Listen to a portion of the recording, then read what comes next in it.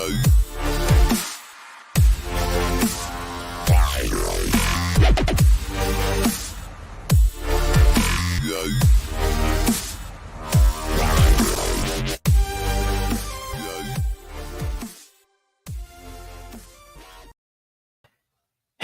podcast listening people, what's going on? Connor Doobie here, your host with the most every episode. And in this podcast network, we do everything from interviewing business celebrities, mentors, marketing experts, CMOs, and those that you can truly learn from and apply the expertise into your business. This is free to you, by the way, just your time. So do me a tiny favor, make sure you share this, if not even for you, but I guarantee you there's someone else in your network who's going to get great value out of this podcast, especially considering the guest that I'm bringing to you today, which is going to be a really awesome treat and definitely someone everyone can take away, whether you're an entrepreneur, you're an intrapreneur, and you're looking to expand, grow, and achieve whatever success means to you, which means Simon, the man, Leslie, is in the house. Or even storypreneurs. Storypreneurs is good. When we got to talk about stories, this is really cool because Simon and I, we actually met. Was that last week? No, that was 2 weeks ago. We were in Nashville. No, that was last week. Don't kill the week of my life away. I'm like, oh my God, time's flying like crazy. I'm sure you're used to it, but we met through our mutual friend Brandon T. Adams at his Rise and Record event. Got to spend an entire day learning from Simon, getting coached from you, getting mentored by you, getting feedback on our businesses, and it was, I learned a lot, and also what was fun is you were just like one of the best storytellers, and anyone listening to this too. There's a lot of podcasts out there. You can go listen to Simon's other podcast. I'll give you a little brief introduction, but I want to be selfish and kind of dive into some things that, that I think would help me and help our audience and create some good content. So with that, by the way, Simon Leslie, the man in front of you, he's the CEO of Inc., the world's leading travel media company, working with the largest travel media brands and airlines worldwide, engaging over 1 billion with a B, 1 billion, gajillion, trillion, 1 billion travelers. And he's also the author of There's No F in Sales. I'm not going to say this correctly. Equanimity. Perfect. Equanimity. Author of Equanimity, The Diary of a CEO in Crisis, and White Belt Thinking. Simon, good to see you again. Welcome to the show. You know what? When after an intro like that, I go, thank you very much, but I'm only just getting started. I'm like a 28-year-old startup. So I'm ready to get going. I've got more energy, I think, now than I've ever had at any moment of my life before. I'm living a boyhood dream, and I'll tell you what it is today, because once upon a time, when I started this business, I wished I could work with the biggest sporting events on the planet. And I've just realized today we're working with the World Cup finals and the Super Bowl. They're two of our biggest events that we look after. And I'm like, I've actually achieved that dream. And I've just been talking to my 16-year-old self, telling him, we've done all right, haven't we, son? And he went, yeah, you've done better than I thought you would do. Are these goals you had written down, or they're just kind of like back in your subconscious? These are just like they've been floating around in your head over the years and you just ended up making them happen? I just think if you always say, well, if I'm going to sell anything, I want to sell the best events. I don't want to have a TV screen in, some random area in a random bar. I want to have the biggest screens at the airports. I want to have the biggest screens in Times Square. I want to be at the Super Bowl. I want to be at the World Cup. And I'm like, I've done it. I've achieved that. And, we're playing live World Cup on 800 planes, every single game, all 64 games, it's on our network. So that's really powerful. And every weekend in the US, we play all 6 games, all 6 televised games. We're the only network that has all 6 games. So that makes me more powerful than Amazon, CBS, Fox, and NBC, I think. You Don't are tell more them that. powerful. And these are all streaming in airports or travel, the- or these are now public, like on cable somewhere? Like where are they streaming now? It's all at the airports. All at the airports? Got 2,500 screens at the airports, and so I was sat last week. I was a bit delayed, and I was watching the game, and it still gives me a buzz being able to sit there and do that. And because Thursday night game is only on Amazon, so it's not in any of the bars or the restaurants because they don't show it. So the only place you can get it in the airport is on our screen. So it's really exciting. I don't know how the heck you have just one of the most positive guys I've met. You're really, really impressive. And for, those who maybe haven't heard a bit of background, like COVID hit, you had $150 million business, lost it all overnight, built it back up again. And now you're, really building it back. What do you think would be happening in your life right now if that didn't happen? If you would have just kept going on the momentum you were? That's a really good question. And it's something I sort of don't really want to think about because I'm quite happy the way it's turned out. But at the time, I wish it hadn't. We had our best ever year in 2019. January and February were great months. March was a record month. And that was the ironic thing, because the phone call started on March the 9th and said, get these dirty magazines off the planes. Crazy. And bearing in mind, we'd already paid for everything. So we were already a couple of million down the drain before it started. And we were on track for 150 million. And if it hadn't happened, we would have just carried on. The magazines would have got better. They'd still be here today, or a lot of them would still be here today.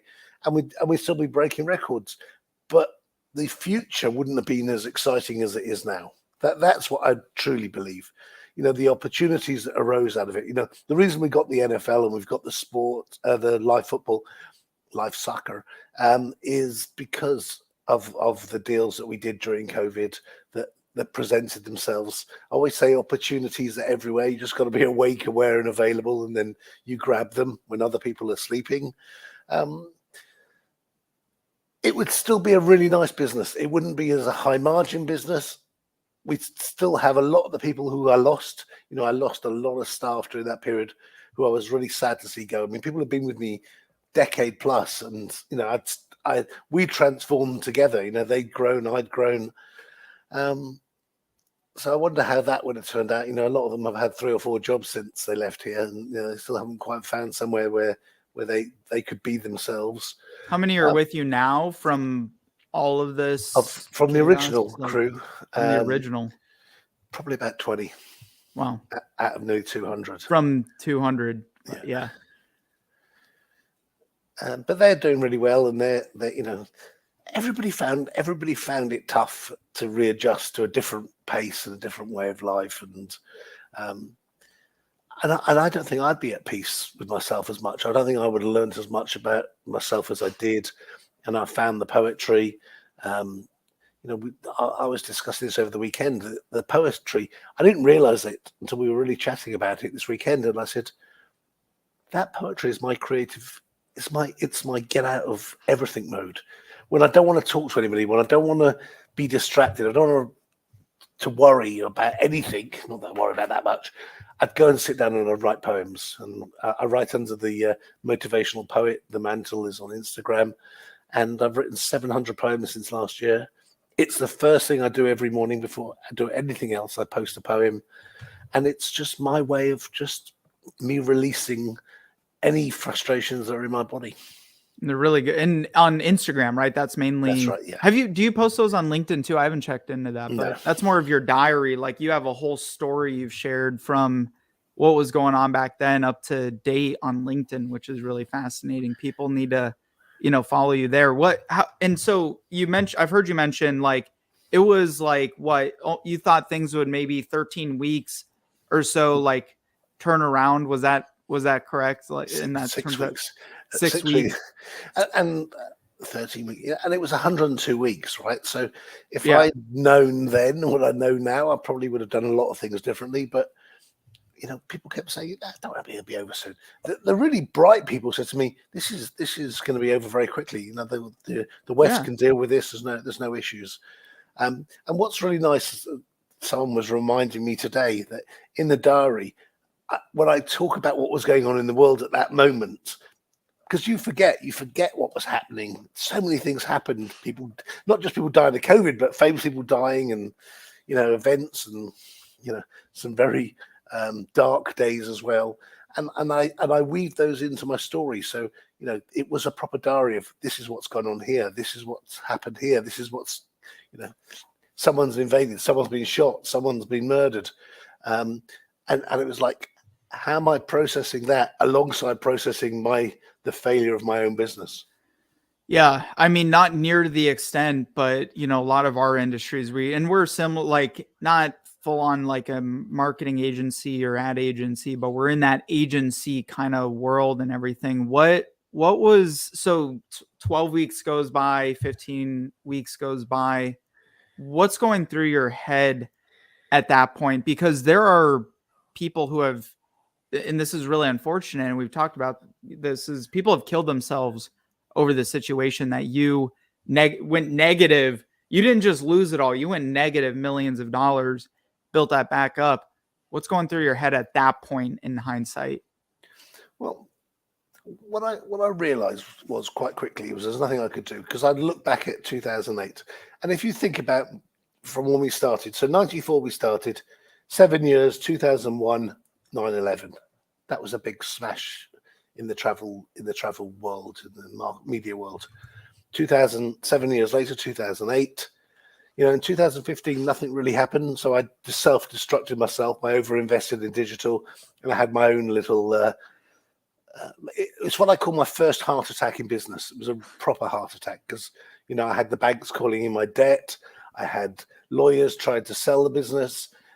So I really had to fight like a trooper there. So that was my first business heart attack. And then 7 years later, well, it wasn't even 7, it was 6 years later, then along comes this. And this was worse than all of the others put together, because there'd never been a time in history where the prayers houses were shut, the schools were shut, the airports were shut, obviously, and people could not travel.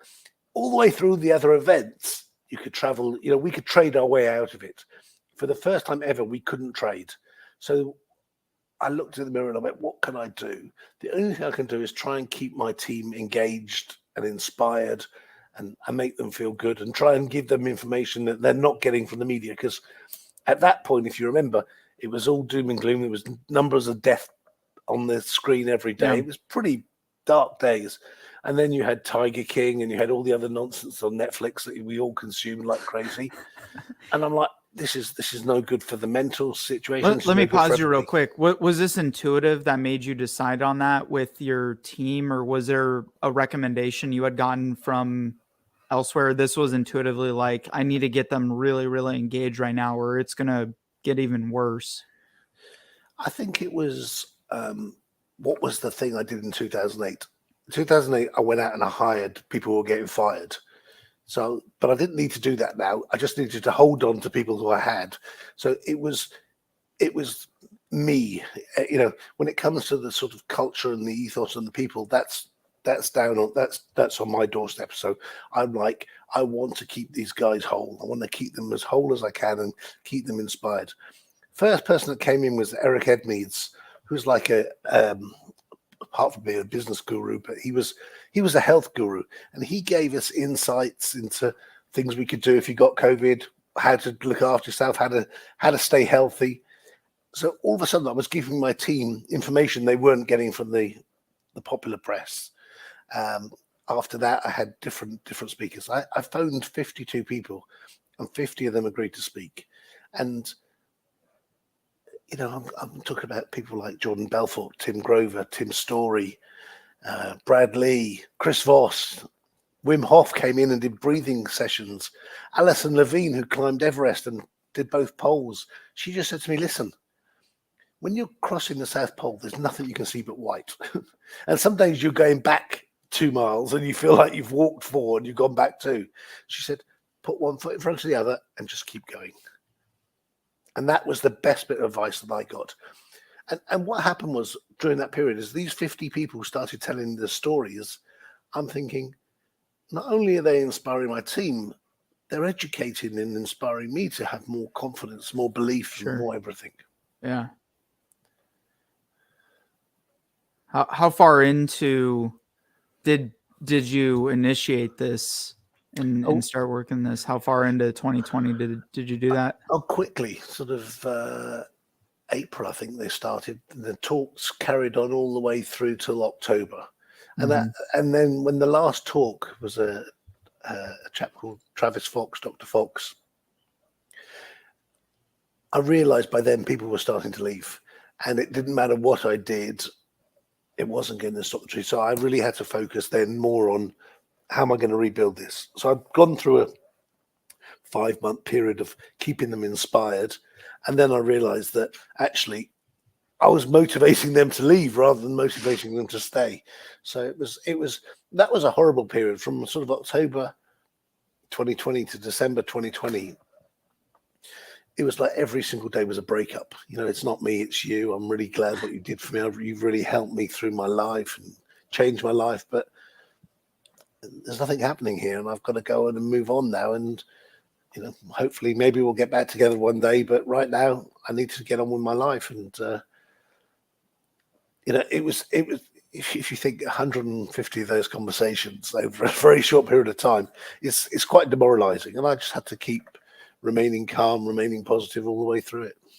Yeah, I heard this the other. It's like the people talk about how traumatizing it is to get fired, but the entrepreneur, the CEO, get fired more than anybody. Fired by clients, fired by team members.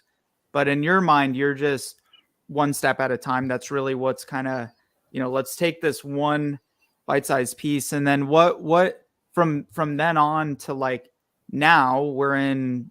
What is it? November? November of 2022. What has been the key catapult, the key driver that's allowed you to build things up? And like you just said, you feel like, 28-year-old startup again. What has been the key driver of that? I think there's a little bit of luck, a little bit of faith, lots of belief, a couple of cups of sugar and 2 eggs, and you've got the recipe for success. January 12th, 2021, CNN deciding to close their airport network, and then I took advantage of that and managed to acquire a lot of their gates. And that turned us from a very sort of a smallish media network. We were in the bars, the restaurants. Suddenly we had all the gates, all the cabin, the luggage hold, the luggage, what do you call it when you pick up your luggage?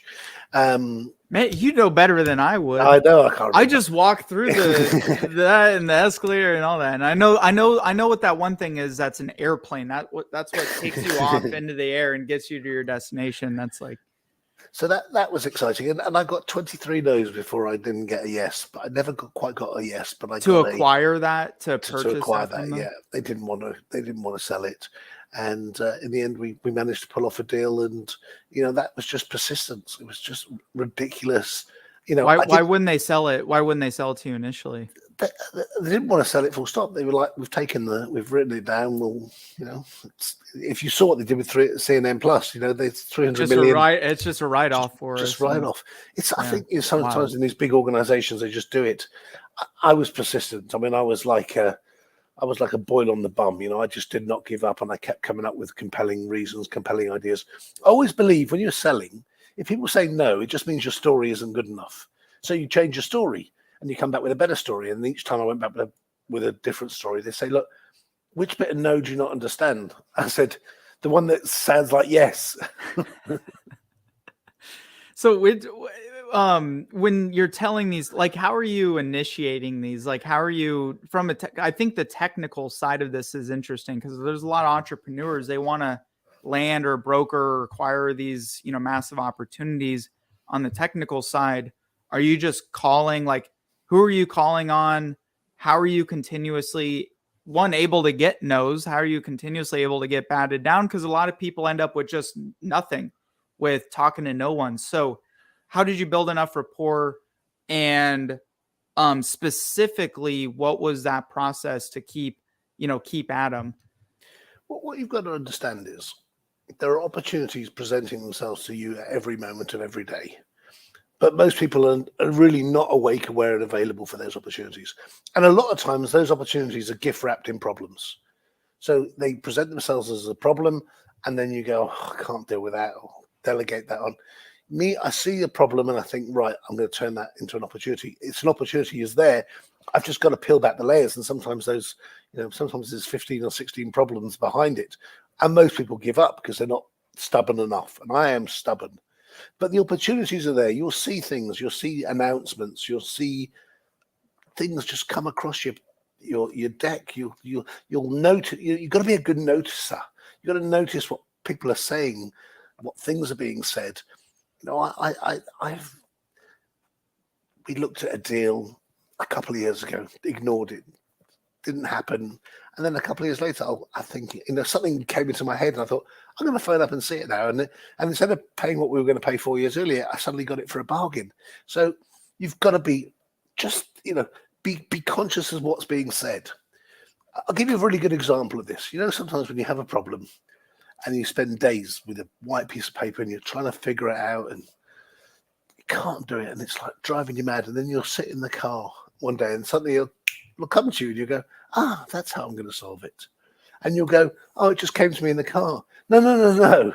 You've been thinking about this for 4 days. You've been challenging that brain, working those muscles in your head. And finally, in that moment, it came out. And I think if you don't do the hard work, if you don't do the thinking, if you don't do the processing, you miss those opportunities to figure it out. So in this case, persistence, staying with it. And then are you just cold calling in terms of starting that relationship? Straight to the CEO. Just straight to the CEO. And then just straight to the point. What's your pitch like when you first approach the CEO in that scenario? I've seen your announcement. I've got an idea that can help you. Always got an idea, always got a story. Never, I can, I think I can save some jobs. I think I can save some relationships. I think I can save you some money. Whatever it is, there's always something that you've got to come in with a positive. Now, I see you're laying off lots of people. Maybe I can help you save some of that cost, reduce some of that cost. I see that you're breaking relationships with some of your partners. Let me see if I can help rebuild that so you don't end up in a lawsuit. Whatever it is, there is an angle and a story. You have to be so creative, though. You can't just be, I'd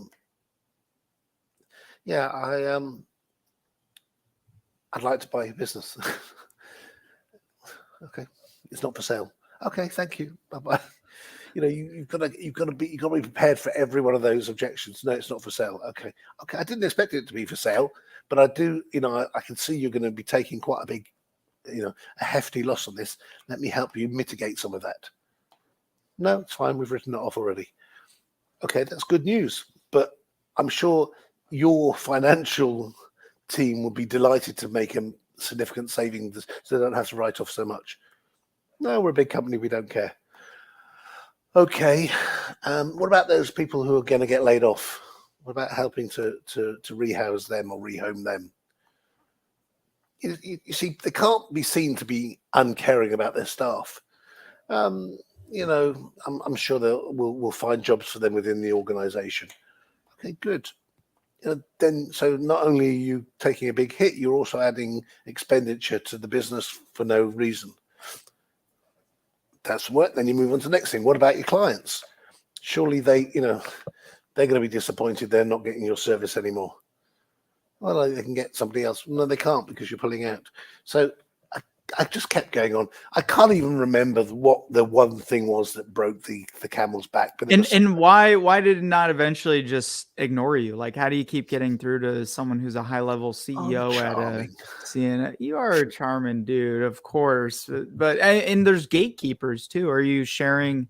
You got a story you got to share for the gatekeeper, and then get through to the gatekeeper, and then get the main person's information, and and I understand it, but inherently a lot of businesses fail to grow because they don't understand it or don't, even just take the action on it. And they're too pitchy also. It's storytelling. It's do it with a smile on your face. be self-deprecating, have a little bit of fun with people, offer to fly up and sit there in front of them and buy them coffee. And no one was in the office at this time. That was the other thing that's quite interesting about this negotiation, is that there wasn't, I'm like, I'll come to Atlanta tomorrow and sit there. Because, well, you're very welcome, but I'm not there. I'm sitting in my beach house somewhere. So that's just an example of persistence, determination, confidence, belief, faith, whatever adjective you want to use. You've got to go into any negotiation with just a lot of confidence that you are going to present them with an opportunity which is good for them. I didn't ever talk about what was about me or anything else. And when we finally got a deal over the line, it was really interesting, because what we had to organise in like 8 or 9 weeks was physically impossible. We had to organise letters of credit, insurance, wiring, rewiring government organisations. Couldn't be done. Guess what? We did it. And I really don't know how. Sometimes I just think that somebody looks down on me and says, I've got to look after him. He's a nice chap. He's got good intentions, and things seem to fall in place. I think also when you put something into your head and you decide that I'm going to do something, there is some wiring in your brain that just puts process in place. Manifesting, right? Just manifesting it. Not just manifesting it, but the way the brain works, it gets into gear. It goes, okay, I've got a job to do now. I need to find the best way to do this. Mm-hmm. I do a letter to myself every year, and I make everyone in my team do it. Yeah. So on the end of each year, we write a letter from the future back to ourselves, going, these are the things we're going to do. And I've been doing this for 13 years, and every single year it's got more challenging because I keep setting myself unrealistic targets. But there's something that happens the minute that you put it down on paper. The process starts in your head, and your head says, right, there's a way we can do this. Let's figure it out. Let's see who we can call who can help us achieve some of these things. And if you share it with enough people, they know somebody who could help you fix something, so it's easy to achieve things because people are supporting and encouraging you to do whatever it is you want to do. Storytelling is a big theme of what you've talked about in sales and your business, and obviously the stories you even tell yourself. How, as a marketer, entrepreneur, intrapreneur, storypreneur, what are your 3 main frameworks, or if there's 5 or 6, for becoming a much stronger and effective storyteller? There's 1. Tell them what you're going to tell them, and tell them what you told them. Say it one more time. Tell them what you're going to tell them, tell them what you told them. Interesting. That was not what I was expecting for an answer, but I like it. What would you like it to be? I want something more, like bang. I don't know. But I think that's interesting. Can you break that down a little bit further? Like, what does that actually mean?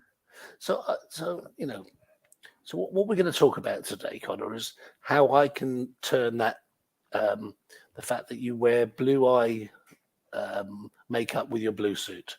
It complements it so beautifully. You weren't supposed to tell anybody that. But sorry, we'll talk. We'll talk about it. So, this is the story of what story should we tell? Should we tell the amazing story? Tell the amazing story. You like the amazing story, don't you? So love it. Sometimes in life, you've got to create a history, a legacy, a noise that people will remember you. And there was this guy called Amazing, and Amazing was he was ridiculed all his life. At school, he was bullied for having the name Amazing. All his friends used to make fun of him, and when he went to work, his colleagues would go, "Oh, that's amazing work you've done, Amazing."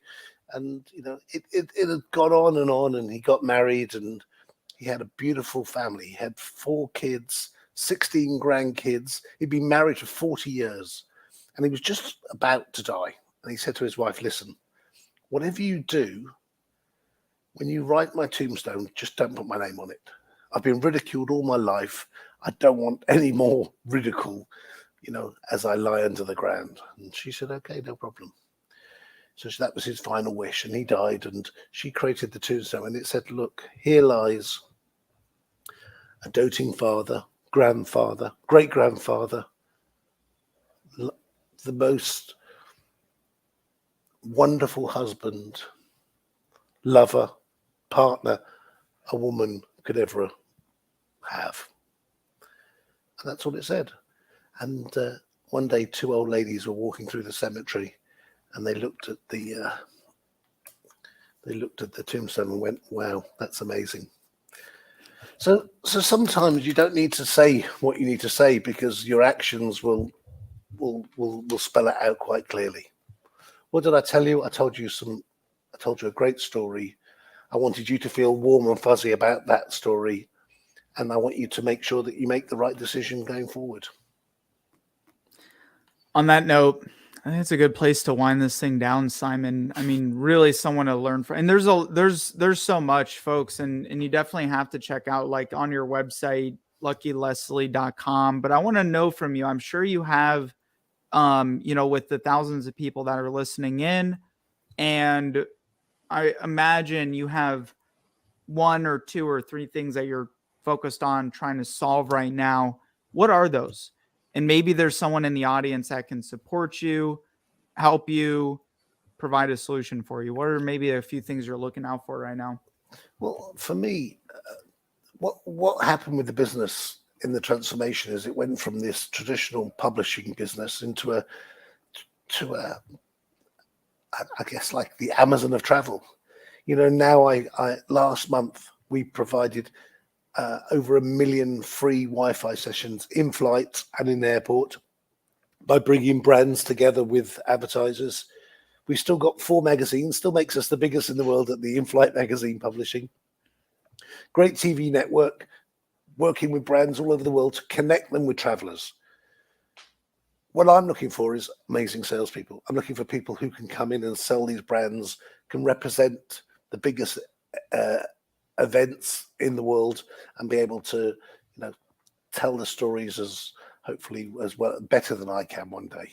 So that's really important. I'm looking for great people to join us, and that means we've got great people in video departments, in marketing departments, in social media, because all those things we're having to reinvent ourselves in. So anybody who thinks they can help me build this business up again and wants to be part of the adventure that we called this business we call show. It is show business. We're all writing our own film story, and I want lots more people to be stars of that show, and that's something I'm really excited about. And I want to help people. If I can help any of your listeners in any way, I really do make myself available. If you've got a problem, I sound like the A-Team. If you've got a problem and no one else can help, please reach out and say hello. Who are you going to call? I don't Ghostbusters. I don't know if I can solve the problem. I don't know if I've got a great answer, but if I don't know, I'll definitely know somebody who can. And the third and final one is, if you want some help being mentored, coached, if you're 20 to 25 and you're starting a business and you need someone with a little bit of grey hair and wisdom to stand alongside you and support you, come talk to me. I've got a few years under my belt of experience, and I'm doing that a lot now, and I love it. And if you're 45 to 50, let's say you're 45 years old, because you're 10 years behind me, and you want somebody who's really has created the life that they're happy living, and your business is not running you, then come and talk to me, and I'll help you fix that too. They can learn from you from business, but you're only 28 years old. So someone who's 25, if you want like an older brother to look to, Simon's definitely the one. But, I'm super grateful for you, and just from you coming in, sharing your story. Obviously, the relationship you've built with Brandon has allowed us to build a relationship. And, now I know where in our audience, where to keep our eyes peeled for you, because I'm sure in the next, you're going to build this thing up even bigger, better, and more accelerated. And we'll go down in history for that for sure. So, it's definitely great to learn from you. And And I just can't thank you enough for sharing your time with us today. Can I add number 4? Because you have triggered number 4. Relationships are really important. It's what you talked about. You know, anything that's going well in life is based on good quality relationships. If you want your business to grow, you have good quality relationships with your team. If you want to find happiness, love, peace, you need relationship with your partners and your friends. And I just don't feel that people spend enough time working their relationships. They keep too many people in their circle who are toxic, and they don't go out there and find new people to replace them with. And you need to do it, especially as you get older and things change in your life. You've got to bring in a new set of acquaintances, friends, colleagues, to make sure that you're learning from them and they're learning from you. Are you one that keep your circle super tight? You have a lot of connections, but keep your inner circle extremely tight knit? Yeah, I mean, if I look at my handwriting, one of the things I do is analyze handwriting. I'm very socially selective, but at the same time, I shake lots of hands. The more hands you shake, the more money you make, someone said to me once. And I think that, you shake lots of hands, you be nice to people, you trust everyone until they don't, until they break down your trust. You don't abuse people's kindness and generosity. And then life is good, and people will you'll be surprised. If you think about those 50 people who I rang and asked for nothing in return, I can't offer them anything, no money, no media. I didn't know what I was going to give them in return, and now I'm supporting them in the best way I can. People will do things for you when you ask them.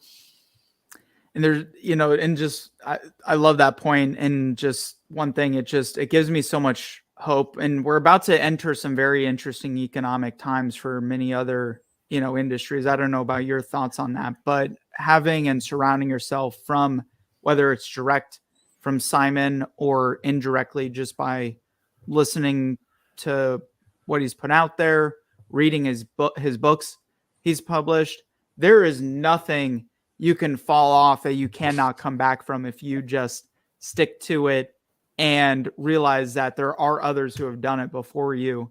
Hence, having mentors. Absolutely. I mean, that equanimity should be like the Bible of business. Every single business owner needs a copy of that, because you're only 1 or 2 deals away from nirvana and failure. I mean, it's that fragile, most businesses. Yeah. You lose your biggest client, you lose, your top producer. You suddenly, pain starts to run very quickly, and you go, what do I do? So there's every answer to every scenario is in that book. All right, Simon, I appreciate you much, man. I'll let you run, and thank you, everyone. Make sure you go check out also the website, luckyleslie.com, and you can check out Inc. And, Simon's on every social platform, right? What is that, your Instagram tag that's in there, or? Yeah. So Instagram, LinkedIn, best places for you social wise? If you LinkedIn will give you my diary of the month, so you can follow me. You can see that I'm living the life I peddle, and on Instagram I just have a bit of fun with cigars.